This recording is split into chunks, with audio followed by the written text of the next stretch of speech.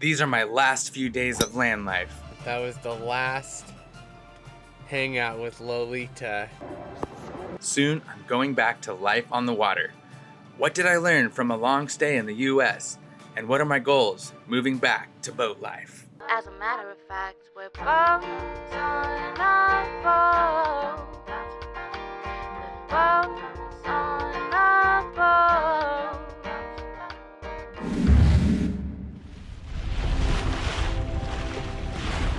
Welcome to Bums on a Boat. I'm Joel. Over the last 5 months, I've learned so much.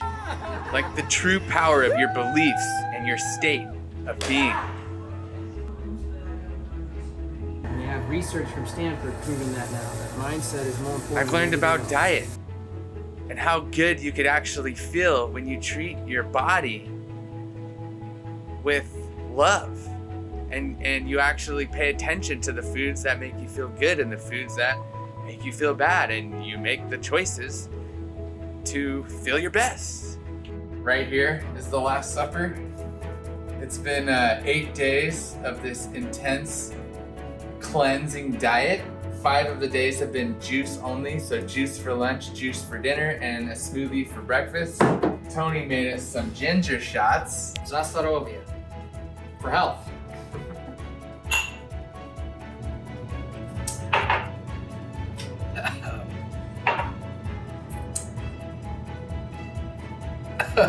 The importance of family and how awesome it is to be around my sister and her son, my nephew, Hezekiah. Whoa. Hey. I'm getting so big! How happy that makes me, and how much I want to be involved in their lives. To be around my mom and my dad and all of my brothers and sisters for the holidays. My friends, to be able to spend time with them, and to get to hang out with my dog Lola and spend time with her. And to get to go snowboarding, with my brother and my sister and family, and to get to go play golf with the ones I love. What was Jared's job? Hoisting the main. He's gonna have to hoist it here for sure. And have fun and banter. And how much I love that. And also, to go in the sauna and the cold plunge each day, how that makes me feel when I take care of myself and go to the gym and I'm active, and I got to learn how it feels to be proactive in my health. And I'm not done with Shock Mate, all right? I'm not done sailing, I'm not done adventuring, I'm not done creating, I'm not done with this channel at all. It's been, a bit of a wild transition, and yeah, I've gone through a lot of phases. I'm hurting. I'm not gonna say that I'm not gonna lash out and I'm gonna hurt somebody else. You better watch it. And because I filmed myself going through these, and I've been honest and just real, I get to experience, I get to watch and relive my process as I went through this healing journey, towards a better me.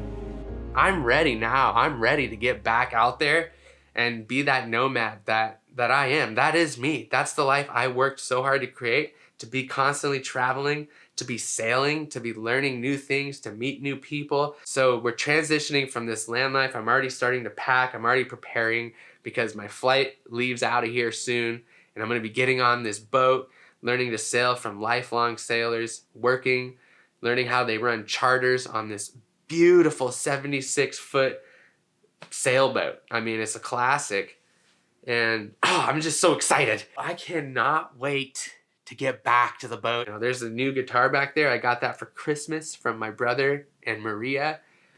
What? Yes, I'll be taking that with me. It's a trans acoustic Yamaha, and I've written 13 songs, a lot of journaling, going to the gym. Like, guys, I'm ripped right now. Like, I'm more shredded than I've ever been. I'm gonna be looking for ways to stay fit in small spaces without a gym. Being healthy, taking care of myself, taking showers, washing my face, brushing my teeth, just loving this vessel, this body here, this stud of a human that I've got, and just taking care of it. So all of those things just get a little bit more challenging on the boat. There are a lot of things I'm gonna miss about this period of my life, where it was a lot about healing and just taking care of myself and eating healthy and just being healthy. Spending time with my dog, Lola. This is actually Oh, there she is.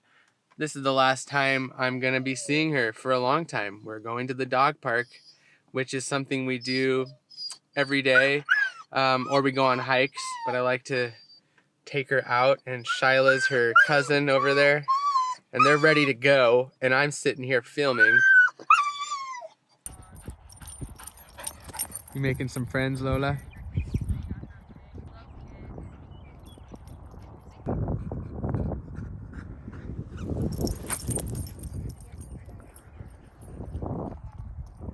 All done. That was the last hangout with Lolita. Oh. So my friend Jared just had 2 kids, and he said once you have kids, you never loved anything more than these kids. And he was talking about how they lost their dog, and he said, we were sad, but when you have kids, you know, you get over it. Where for me, it would be traumatizing, and I'm just, you know, I know Lola's just a dog, but dogs are just amazing, and she's the only kid that I have, you know, and I'm gonna miss her, and I'm so grateful for the time I got to spend with her. And yes, it was worth some of the difficult times. If you're new to this channel, I went through a breakup and we got Lola together. So there's kind of 2 schools of thought. One is just don't see Lola, cut her and everything associated with her out of your life so that you'll move on and be happy. The other one is be tough, be strong, face it head on. It will be difficult, but own it. And Lola, I got, you know, she's a responsibility of mine, and she will be good. I know now. I'm so glad that I did see her, and I didn't just say, no, I don't want to see you or her, and I'm done. I'm so glad, because now I know Lola will be okay, and I'm going to be gone for a long time. I look forward to seeing her again, but it's time to go back to the boat life and back to my nomadic, crazy, wild life that I love and I'm ready for. And everything has a price, and this price is going to be not seeing little Lolita for a while, but we had some quality time. I'm so grateful for all the hikes and all the dog park sessions and all the cuddles, and just Lola being. Lola, you have anything you want to say? You want to say to the viewers? You know, they're not going to see you for a while. You know, anything at all? Shyla, how about you? No? Okay. So being back in the United States for going on 5 months now has been a huge learning experience, because I've been traveling. I've been on a small boat in small islands, developing countries. I've been away for 6 years, only visiting very shortly. And when I did visit, I didn't really integrate back as much as I have here. You know, very little driving, especially in traffic. So what I've noticed is, I think one of the things that drove me to get on a boat was a lot of people. I'm aware of how a lot of traffic and just people driving and waiting at stoplights forever, and somebody, you know, doesn't go when the light turns green and they sit, or just people on the road that don't drive the way I expect them to. It's just so funny how that really gets to me, and I'm now more aware of it, and I can let it go. And it does, I don't allow it to get to me, but I am aware of that first reaction, which is like, and I've had to work on it. It's just like, you know, a lot of people and the traffic, but getting away from all of this and just seeing life, you know, on the other side, on a boat, kind of on your own, taking a dinghy into land, walking, not really worrying about traffic. Even if you do ride a moped around a small island, it's just not the same amount of people. So you're not, you know, dealing with that. But, you know, this is great. And it's not really that big of a deal. And you just breathe and work through it. And there's a lot to be grateful for here in the States. And so it's not bothering me so much, but it is something I'm working on. But that will be a difference from land life to where I'm going, is a lot of time spent on the boat, and you just spend a lot less time in cars and around a ton of people. You're just not around a lot of people. And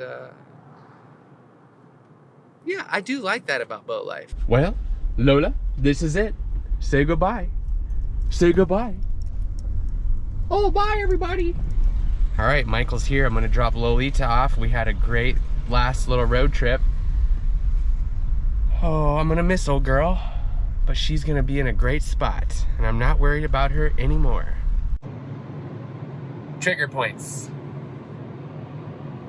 Is there things in your life that you can think of that always lead to anger or hatred or sadness or feelings of depression? It makes all the difference to be aware of what your trigger points are. My major trigger point was seeing Michael, dropping Lola off. I would leave and just get in a funk, and I wasn't really aware. I didn't care. I didn't want to be aware. I would just feel how I felt, and I'd be like, no, I get to feel this way. I want to be mad. I want to be Changing what I focus on creates different feelings, and when I have different feelings, then I'm able to experience different emotions. And one belief is like the quality of your emotions is the quality of your life. Like, so on a daily basis, what you experience emotionally, you know, if you're happy and ecstatic and you're excited and you're grateful and you're just like, woo, that's kind of like your quality of life. And if you're sad and you're lonely and you're depressed and you're kind of like afraid of people and you're hiding out, or you're angry and you're just staring everyone down and you're like, what do you think you're looking at, mister? And you're just like, you know, in a funk and you just want to fight everyone. That's an emotion. Those are emotions. That is your quality of life, essentially. So by changing your focus, you're able to change how you feel. You're able to change your emotions, which essentially changes your quality of life. It changes your whole life. It changes how you see things, your perspective. It's awesome. I mean, come on. Am I the only one that's just super excited about this thing about what, you know, focus and beliefs, and the fact that we can control these things? We can control what we think about. We can control what we think. We can control what we believe. We can believe what we want to believe, and we can recognize that these beliefs that we say are true, like, you know, nobody wants to hear what I have to say. Well, that's not a truth. That's just a belief. And if you believe it, then, you know, most likely nobody is going to want to listen to you when you talk, because you have this belief that creates this, and people are like, oh, I don't want to listen to him. I mean, I don't know why, but I don't. And you're like, well, nobody wants to listen to me. You know, so things like that.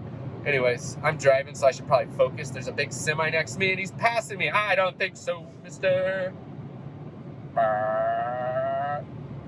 Coming up, it's time to fly back to the Dominican Republic. We've arrived. I'll be integrating back into boat life, starting with a 76-foot sailboat that was hand-built by Thomas and Linda. We're going to be chartering this baby off in the Bahamas. We're going to sail the pants off of her. Lots of exploring, adventuring, and learning to be had. Stay tuned, subscribe. Thanks for watching. These are the tales of BOAB. Bones on a boat. BOAB, baby, we're BOAB, baby, we're BOAB.